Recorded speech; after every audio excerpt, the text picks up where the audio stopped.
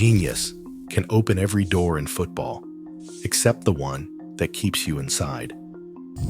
Mario Balotelli debuted at 15, conquered Europe by 19, and was called unplayable by world-class managers. Yet raw ability couldn't stop a career of constant resets, disciplined controversies, and relentless doubt. What happens when natural brilliance outpaces stability, and each fresh start only proves nothing lasts? This story begins where talent met turbulence. Mario Balotelli's story begins far from the bright lights of Europe's biggest stadiums. Born in Palermo in 1990 to Ghanaian immigrants, his earliest years were defined by hardship. As a toddler, he battled life-threatening intestinal illness. His birth parents, unable to pay for the care he needed, made a painful decision. At age 2, Mario was placed with the Balotelli family in Concesio, a quiet town in northern Italy. Adoption brought stability, but also a sense of difference that never quite faded. Growing up, Mario stood out. On the fields of Brescia, he towered over other children, stronger, faster, and bursting with confidence. Coaches remember a player who seemed to play a different game. He could muscle past defenders, but it was his touch and vision that set him apart. By age 15, he was already debuting in Serie C for Lumezzane, the youngest ever for the club. Scouts took notice, but so did the press, drawn to both his talent and his story. Attention came with a price. In youth matches, he faced racist chants and rough treatment from opponents. Instead of shrinking, Mario met hostility with defiance. He played with a swagger that signaled he belonged, even as whispers followed him off the pitch. Early adversity forged his individuality, but also a resistance to authority that would shape every step of his career. The world was watching, and Mario knew it. At 17, Mario Balotelli arrived at Inter Milan, a teenager with the presence of a seasoned pro. Within months, he was scoring decisive goals in the Coppa Italia and Serie A, showing a knack for seizing the spotlight. The 2009 to 2010 season would define his early legacy. Inter Milan, under Jose Mourinho, chased an unprecedented treble: the League, the Cup, and the Champions League. Balotelli, often the youngest on the pitch, played his part in all three campaigns.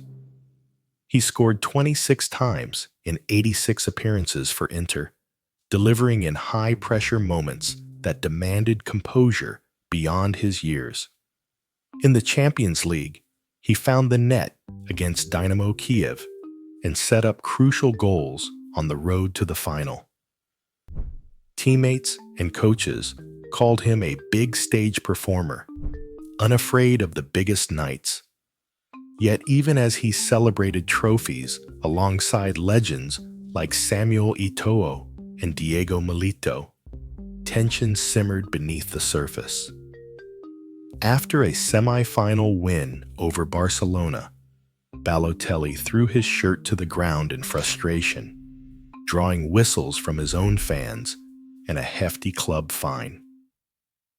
Jose Mourinho, who once called him brilliant but difficult, kept him in the squad for the final in Madrid. The message was clear: Balotelli's talent could win games, but trust was already in question. The foundation for greatness had been laid, but cracks were visible from the start. January 2013 brought a collision between Mario Balotelli and Roberto Mancini that could not be smoothed over. At a training session at Manchester City's Carrington complex, frustration boiled over. Mancini, already weary from months of late arrivals, and missed meetings, confronted Balotelli after a reckless challenge on teammate Scott Sinclair. Eyewitnesses described a heated exchange that turned physical, with Mancini grabbing Balotelli by the bib and Balotelli refusing to back down.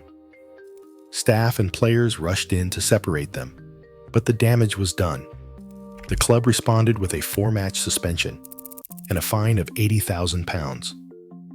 Mancini, who had once called Balotelli like a son, now questioned whether discipline could ever match talent. He told reporters that talent is not enough without discipline, his voice flat. Inside the club, directors debated risk and reward. Balotelli's goals had helped deliver a Premier League title just months earlier, but each disciplinary breach carried a cost. Fines for lateness and missed training piled up, but they did little to restore trust. The January clash was not an isolated event. It was the breaking point in a pattern of volatility that managers across Europe would recognize. For all the brilliance on match days, reliability had become the metric that mattered most at the elite level. When trust finally snapped, the pathway to the top closed. Within weeks, Balotelli's time in Manchester ended, not because of a lack of ability, but because the promise of stability was gone. Manchester City paid €28 million for Mario Balotelli in the summer of 2010. The fee spoke to both his promise and the gamble every club was taking. The ink was barely dry on his contract before the spotlight intensified. In England, the scrutiny was relentless, growing with each twist. City's directors, wary of past headlines, inserted clauses that docked pay for lateness and off-field incidents, hoping to manage risk without stifling his talent. On the pitch, Balotelli delivered moments impossible to ignore. October 23, 2011, the Manchester Derby. City stunned United 6-1 at Old Trafford. Balotelli scored twice, but it was his celebration that defined the day. Lifting his shirt, he revealed the message, "Why always me?" A line that echoed across headlines and talk shows. Just weeks earlier, a fireworks accident in his bathroom had made national news. The club fined him, sponsors grumbled, and the story only grew. Yet on the field, he was decisive, unpredictable, and sometimes unpredictable. Each transfer was a fresh start, a new shirt, a new city, and another chance to rewrite the story. The pattern repeated: short spells, flashes of genius, and renewed hope that this time things would settle. Clubs weighed the upside of his brilliance against the constant risk. For every match-winning goal, there was a clause, a meeting, or a warning behind the scenes. The cycle became familiar, a burst of excitement followed by questions about what might come next. June 28, 2012, in Warsaw. The Euro semi-final between Italy and Germany brought the kind of pressure that can shrink even the most talented players. For Mario Balotelli, it was the biggest stage of his career. Italy's coach, Cesare Prandelli, set up the team to counter Germany's power with discipline and pace. In the 20th minute, Antonio Cassano twisted past his marker and sent in a perfect cross. Balotelli met it with a thunderous header, leaving Manuel Neuer rooted. 16 minutes later, with Germany pushing forward, Ricardo Montolivo found Balotelli in space. He took one touch, then smashed the ball into the top corner from the edge of the box. The stadium erupted.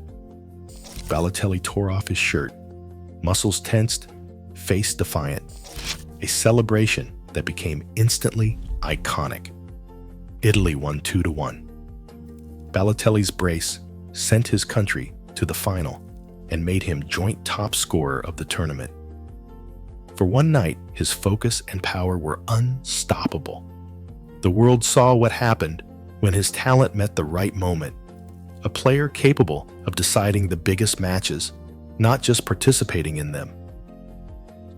Sporting directors began to run the numbers. The pattern was impossible to ignore. Balotelli averaged just over a season at each club, rarely lasting long enough to become a fixture.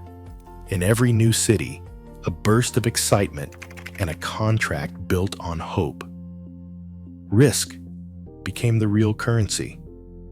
Clubs inserted strict clauses, fines for lateness, penalties for off-field incidents, trying to manage the unpredictable. The infamous fireworks accident in his Manchester home, which gutted a bathroom in 2011, became shorthand for the kind of chaos that could strike at any moment. Even at his most productive, 18 goals in a single season for Adana Demirspor, or the viral Rabona goal in 2022, executives hesitated to offer long-term deals. Each new highlight brought a reminder of the potential downside. Behind closed doors, directors weighed every goal against the next possible headline. The calculation shifted. Talent alone no longer justified the risk. Balotelli's reputation, once a magnet for opportunity, now shortened every contract before the ink was dry. Elite football now invests millions, not just in talent, but in structure, because brilliance alone rarely survives chaos. As clubs seek reliability over risk, the stakes for young stars are higher than ever. Stability shapes legacy. This was one career